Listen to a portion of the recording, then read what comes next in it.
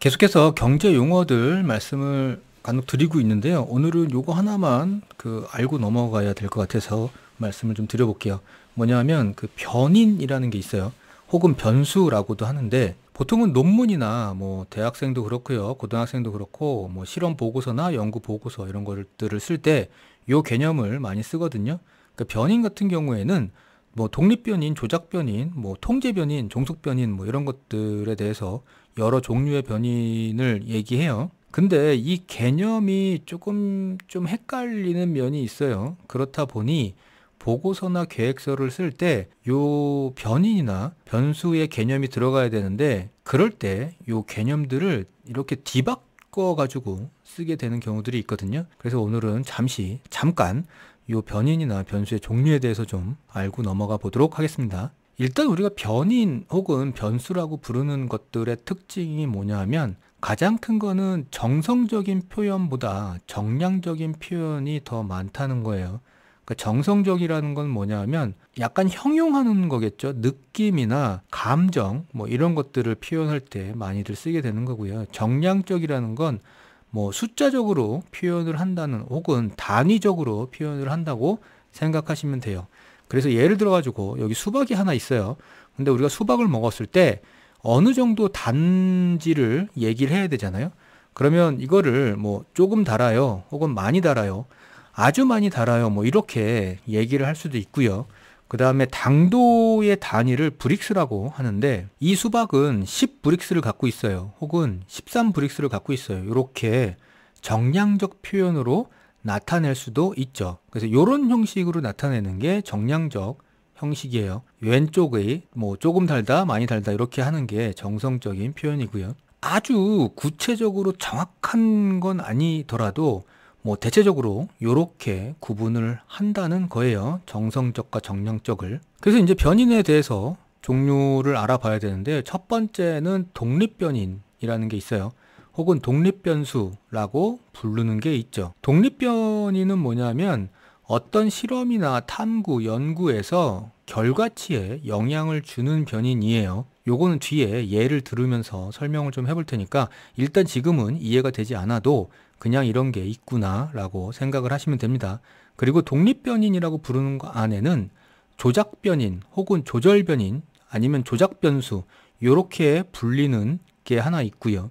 그 다음에 통제변인 혹은 통제변수 혹은 고정변인 뭐 요렇게 불리우는 변수가 하나 있어요. 요렇게 두 가지로 독립변인은 나누어진다라는 거고요. 말 그대로 조작변인 같은 경우에는 조작이 가능한 거예요. 그러니까 결과치를 변화시키기 위해서 요 변인을 변화시키는 걸 조작 변인이라고 해요. 통제 변인이라는 건 위에 조작 변인이 움직일 때 결과치가 어떻게 움직이는 건지 그 두 가지만 알기 위해서 나머지 존재하는 변인들을 고정시키는 거예요. 그래서 변화를 주지 않고 그대로 똑같이 적용하는 걸 통제 변인이라고 합니다. 자, 마지막으로 종속 변인이라는 건 뭐냐면 아까 얘기했던 결과치 그 자체를 얘기해요. 그래서 어떤 가정이나 가설이라 그랬을 때 마지막에 나오는 결과 값을 얘기하는 거고요. 특징적인 건 독립변인이라고 하는 게 종속변인은 될 수 없어요. 이거는 이제 예를 들어보면 당연히 그럴 수밖에 없다는 걸 알 수 있는데 이제 지금까지 봤던 독립변인하고 종속변인을 어떻게 구분하는지를 생각해 보죠.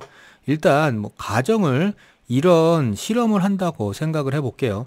그러니까 라면을 끓일 때 물의 온도가 시간에 어떤 영향을 미치는지를 알고 싶어요. 그래서 온도를 예를 들어서 80도로 끓였을 때, 90도로 끓였을 때, 아니면 100도로 끓였을 때 라면이 끓여질 때까지 얼마나 시간이 걸리는지를 알고 싶은 실험이에요. 그러면 이 실험을 어떻게 진행을 하겠어요? 일단 먼저 라면을 사다가 그거를 냄비에 넣고 그리고 끓이겠죠. 대신에 물의 온도는 계속 변화를 시킬 거고요. 그거에 따라서 시간이 얼마에 걸리는지 측정을 계속 하겠죠. 근데 여기서 변화를 시키는 건 온도예요. 온도를 변화시키면서 시간의 관계를 알고 싶기 때문에 일단 라면은 똑같은 라면을 써야 되겠죠. 온도가 80도일 때나 100도일 때. 그래야 라면이 시간에 영향을 미치지 않는다는 게 있어야 되니까 라면은 같은 종류를 써야 될 거고요. 그 다음에 냄비도 같은 종류의 냄비를 써야 되겠죠. 왜냐하면 양은 냄비하고 일반 후라이팬하고 뭐 이렇게 각각 다르게 쓰게 되면 냄비의 종류가 시간에 영향을 미칠 수도 있잖아요.